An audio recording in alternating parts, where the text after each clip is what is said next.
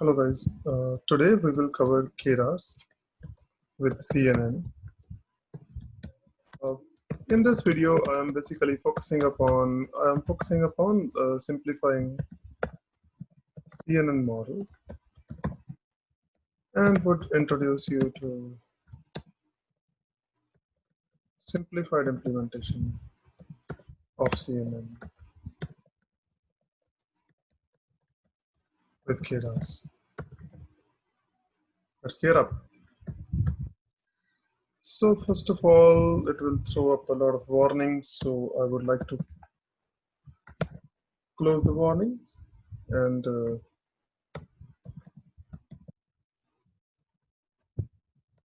that would kind of like make our life easier.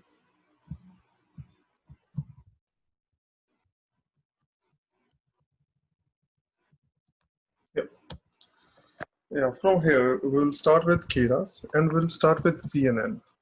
So first of all, let's understand what's CNN. To understand CNN, probably all of you know, Convolutional Neural Network is the explanation of the acronym CNN. But what exactly is convolutional neural network? What exactly this word means, convolutional? So it's very important to understand that. So let's check convolve. Like, what's the meaning of convolve? Convolve means combine one function or series with another by forming their convolution. So it's like combining something together. So to be precise, in this model, we convolve or combine multiple features together for high accuracy image recognition, basically. So that's what our primary focus or our primary cause behind the CNN. So let's see how to build a CNN model. And in order to build a CNN model here, I would like to tell you again that we will use KERAS, and for KERAS we may need to have the TensorFlow. You can install KERAS separately or through the TensorFlow. When you will install TensorFlow, KERAS would be automatically installed within the TensorFlow distribution as well. But you have both of the option. You can install KERAS separately, or you can use KERAS through the TensorFlow as well. In this example, I would be using KERAS through the TensorFlow. So yeah, let's import some of the KERAS libraries. First of all, we need sequential. Sequential is quite important. It will keep track of all of the layers, whatever you will be using, because we need to stitch some of the layers all together in a particular sequence in order to run KERAS. What does that mean? Let's take a look at a very simple example of CNN. I would like to go in images and let's bring up this or this. Which one? Any of these, maybe one of these. This one is also better, yeah.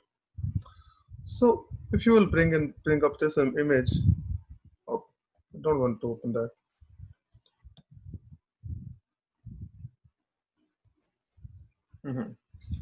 So this is an image. So this image is convolved into multiple images altogether, okay? Then from this image, it has reduced its size. Then again, this is convolved. Then again, its size is reduced. And now we have flattened that. And then we have passed this to a neural network, which has resulted a final result. So it's the whole structure, but we need to create each and every layer separately, and then we need to stitch that together in order to put everything in place so that KERAS and CNN model can work, and they can like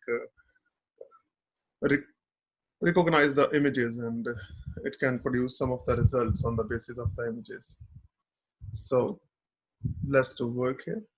Now, as I have explained that we have some of the layers. This is called convolutional layer. This is called pooling layer. And this is kind of flattening, okay?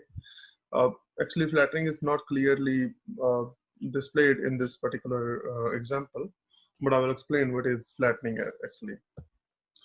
So here, first of all, you will need to stitch some of the layers together. In order to stitch some of the layers together, you can basically call them. So I have basically listed three kind of layers. One is called convolutional layer. We will use convolutional 2D layer rather. Then we have the second layer, which is called pooling layer. Pooling layer, and then we need to flatten that. That's very important. We can skip pooling. We will try skipping pooling in the beginning, and then we will add that later on. And then we can then we need to use dense layer, which is actually the real neural network.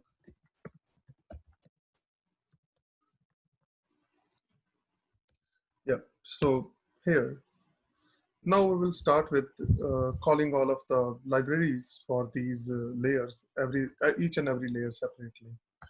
From TensorFlow, .keras.models, import con2d. Then from TensorFlow, I would like to copy this thing and paste.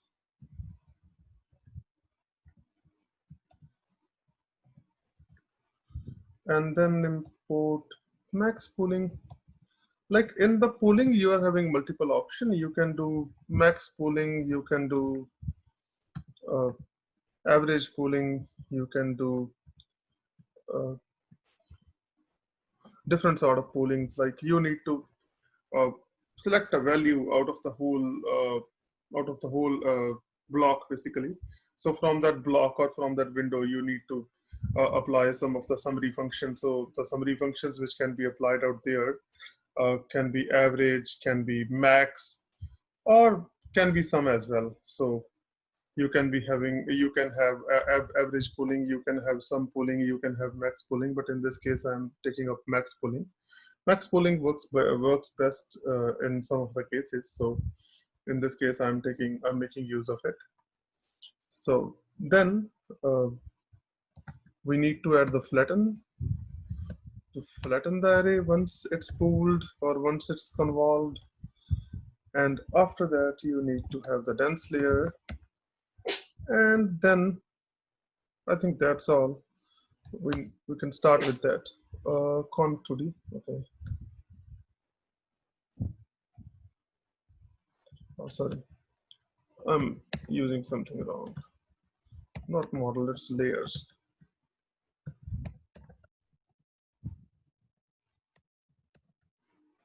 So you can note it down here that this is model. So model, basically this will stitch all the layers all together.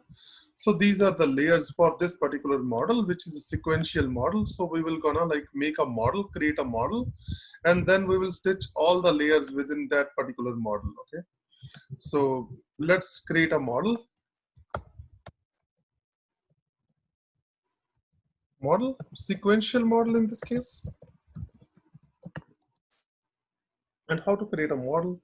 You can either write model is equal to sequential, or you can write classifier is equal to sequential. It's up to you. So this is how you have created the model. Now create the layers, or as I was saying, stitch the layers. So now first model.add. So the first layer should be the receiving layer, which would be receiving the image data, whatever you will be passing to that particular neural network. So this will consume the new image data, and then this will convolve that image data into multiple features all together, as we have just checked in its meaning, that this is the combination of multiple things basically in order to create a convolution. So we will need to create a convolution here. We need to combine multiple features to create the convolution. So the first layer of our model should be designed in a way that this can accept some of the features. So here I will use con2d. Con2d would be our first layer, and we need 32 features with 3 by 3 blocks and input shape. Now this input shape thing is very important. Input shape thing will actually decide that what shape you will be passing on to your neural network. So in this example, I would like to pass 64 by 3. From this 3, I mean that the image would be colored basically. That will be RGB. And activation function. Activation function is something which will basically transfer your data from one type to another type. So this is a transfer function kind of thing. Uh,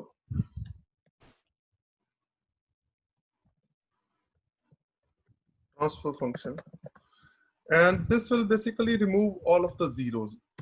Sorry, this will remove all of the negative values which are less than zeros eventually. But it has much better meaning. But in this example, I won't be like coming up to that meaning. So in the second layer, I'm adding flatten directly, okay? So this is your layer 1. This is your layer 2. I will just gonna explain why I'm doing that. And then uh, I can add a dense layer. Dense layer means the real neural network. And I would like to get only one unit because I am basically passing a binary classification data basically. I mean, from that, I mean that my data would be having only 2 classes. So I'm passing sigmoid function. Maybe there are multiple functions which you can use, but let's take a look at sigmoid function, how it looks like. This is how sigmoid function looks like. This is the uh, integral part of the logistics classification, and this is also called logistics logistic function as well. And this function will basically return the value in either 0 or in one form, right? So it's a binary function basically, which will always return you either 0 or 1. So which will make your life easier for the binary classification. So in this case, we'll be using that. If you are having more than one class, then you can use softmax function, which is able to return more than one values, and it can like return you a group of values if you are having some 7, 8, 10 categories, and then you can make use of softmax. But in this example, softmax is not useful, so I'm using sigmoid function here. And then yeah, that's it. And now let's see what we have exactly created. So it's a model summary. Now you can check. This is your convolution 2D, and which will actually accept 32 by like 32 features of size 62 by 62. Now this is size which it has basically adapted to, which is slightly lesser than the original input size. There is a reason for that. You can go online to check that reason. Then this will basically convert to flatten. So flatten mean like this data, which is each image would be having 62 by 62 pixels of size. So it would be this much size if you want to check. And then if you will combine all the 32 features all together of the 32 images, if you can also say, and that will basically make up this these many pixels on total. So these many pixels now have to be transferred into the form of a single 1D array. So the flatten will basically convert all of the pixels to one single flatten array or one single 1D array. So that's why this figure can be connected to these three figures. If you will multiply these three, you will get this figure. So this is basically the total number of pixels, whatever will be used within those 32 features in our first layer, which is our convolution 2D layer, basically. Then it's the dense layer. Dense layer will actually return you only one value. So this is basically telling you the output of that particular layer. So output of this layer would be 62 by 62 size images, 62 by 62 size, 32 images of this size. Then this layer will actually return you these many pixels or these many values within one array, flat array or 1D array.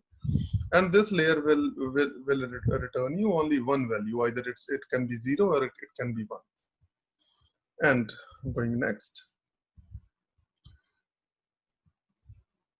Now we need to We can also check the layers, like what are the names of layers.